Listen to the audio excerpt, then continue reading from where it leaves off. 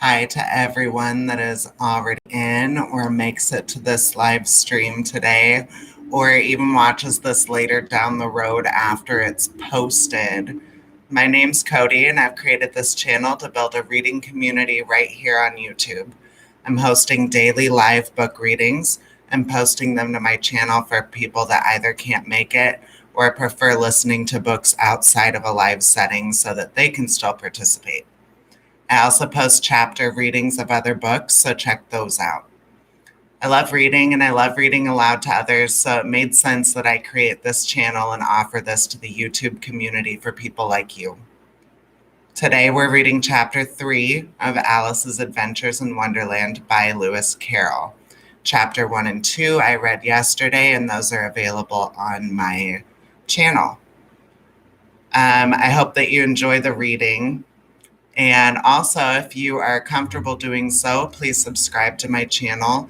Not only will you have an easier time finding my live readings and chapter uploads in the future, but it also creates an opportunity for others to find this channel and become a part of the Reading Time family as we increase this community's size one subscriber at a time. And thank you for doing that if you do. All right, with all of that out of the way, let's begin chapter 3 of today's book, Alice's Adventures in Wonderland by Lewis Carroll. Chapter 3, A Caucus Race and a Long Tail. They were indeed a queer-looking party that assembled on the bank. The birds with draggled feathers, the animals with their fur clinging close to them, and all dripping wet, cross, and uncomfortable. The first question, of course, was how to get dry again. They had a consultation about this, and after a few minutes it seemed quite natural to Alice to find herself talking familiarly with them, as if she had known them all her life. Indeed, she had quite a long argument with the Lorry, who at last turned sulky and would only say, "I'm older than you and must know better." And this Alice would not allow without knowing how old it was, and as the Lorry positively refused to tell its age, there was no more to be said. At last, the Mouse, who seemed to be a person of authority among them, called out, "Sit down, all of you, and listen to me. I'll soon make you dry enough." They all sat down at once, in a large ring with the Mouse in the middle. Alice kept her eyes anxiously fixed on it, for she felt sure she would catch a bad cold if she did not get dry very soon. "Ahem," said the Mouse with an important air. "Are you all ready? This is the driest thing I know. Silence all round, if you please." William the Conqueror, whose cause was favored by the Pope, was soon submitted to by the English, who wanted leaders, and had been of late much accustomed to usurpation and conquest. Edwin and Morcar, the Earls of Mercia and Northumbria. "Ugh," said the Lorry with a shiver. "I beg your pardon," said the Mouse, frowning, but very politely. "Did you speak?" "Not I," said the Lorry hastily. "I thought you did," said the Mouse. "I proceed.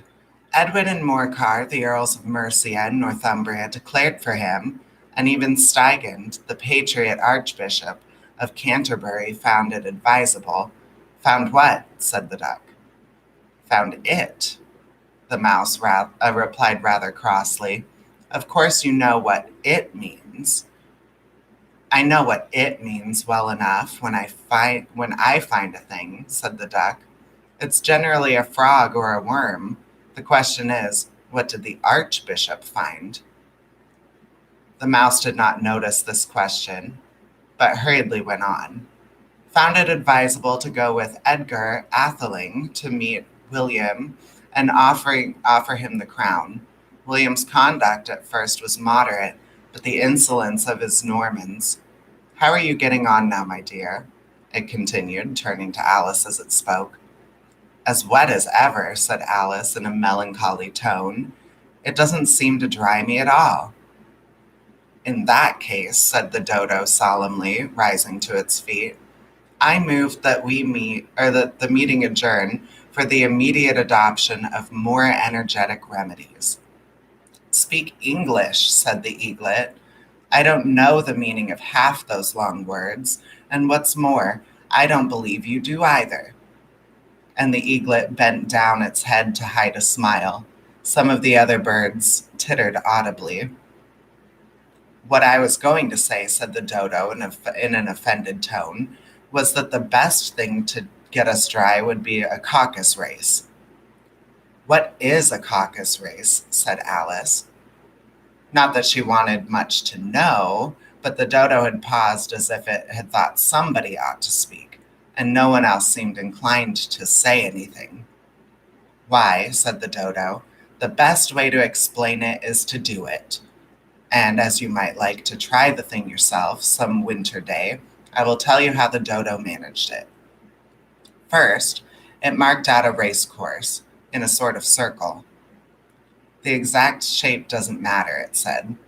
And then all the party were placed along the course here and there. There was no 1, 2, 3 and away, but they began running when they liked and left off when they liked, so that it was not easy to know when the race was over. However, when they had been running half an hour or so and were quite dry again, the dodo suddenly called out, "The race is over," and they all crowded round it, panting, and asked, "But who has won?" This question the dodo could not answer without a great deal of thought, and it sat for a long time with one finger pressed upon its forehead, the position in which you usually see Shakespeare in the pictures of him, while the rest waited in silence. At last the dodo said, "Everybody has won, and all must have prizes." "But who is to give the prizes?" quite a chorus of voices asked. "Why, she, of course," said the dodo, pointing to Alice with one finger. And the whole party at once crowded round her, calling out in a confused way, "Prizes, prizes." Alice had no idea what to do, and in despair, she put her hand in her pocket and pulled out a box of comfits.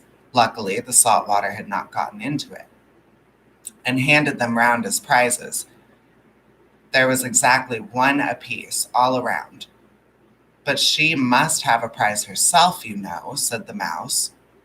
"Of course," the dodo replied very gravely. "What else have you got in your pocket?" he went on, turning to Alice. "Only a thimble," said Alice sadly. "Hand it over here," said the dodo.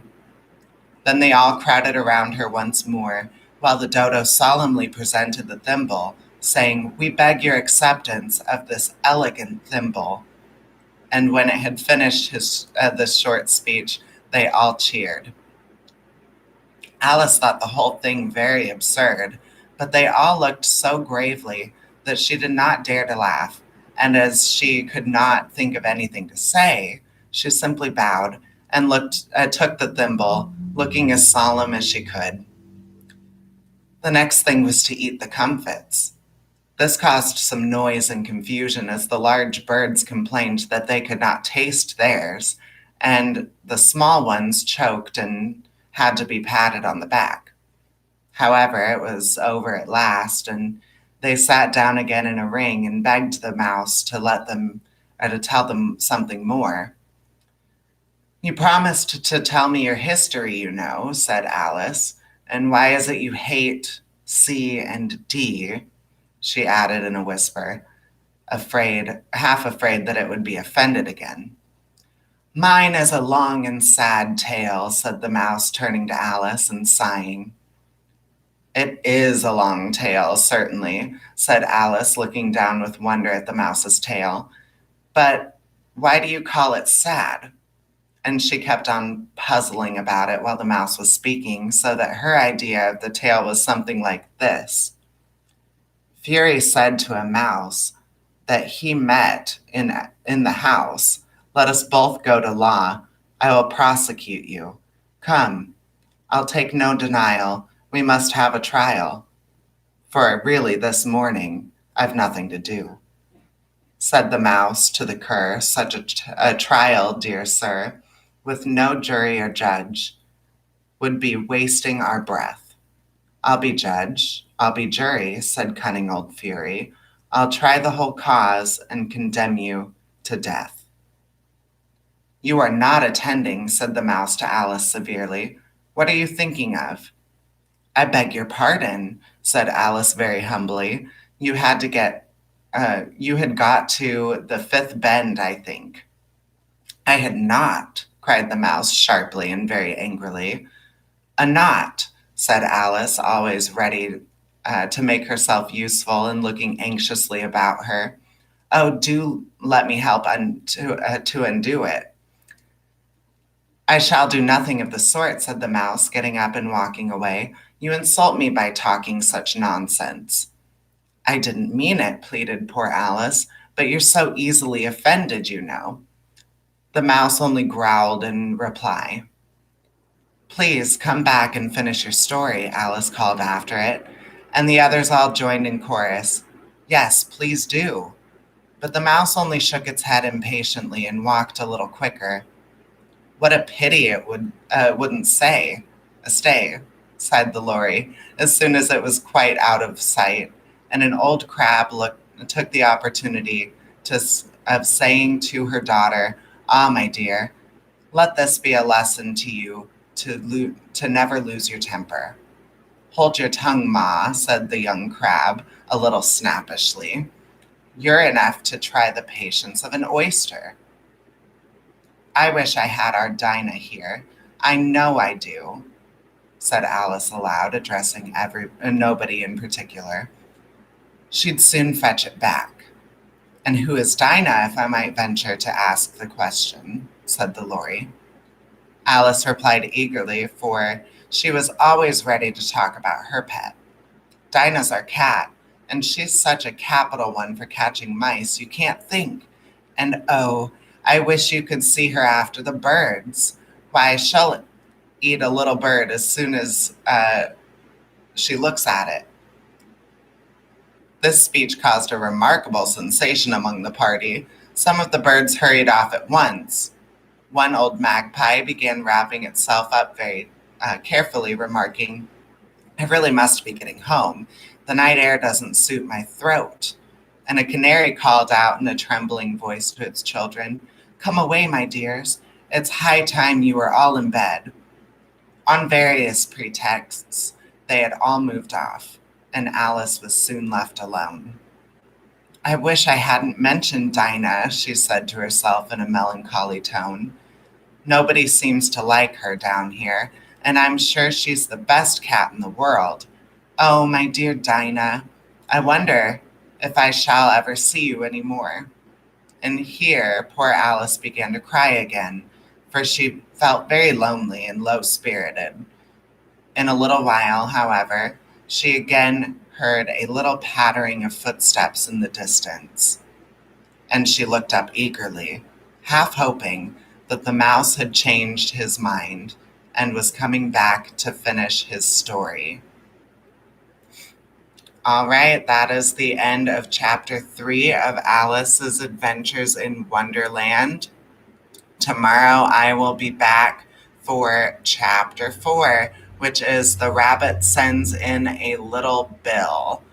And I hope that you decide to become a part of the Reading Time family. Subscribe, click on the bell notification so that you know when I go live or when I post my next chapter uploads. I'm currently working on Dracula and The Adventures of Sherlock Holmes, and I'm posting chapters of those every single day.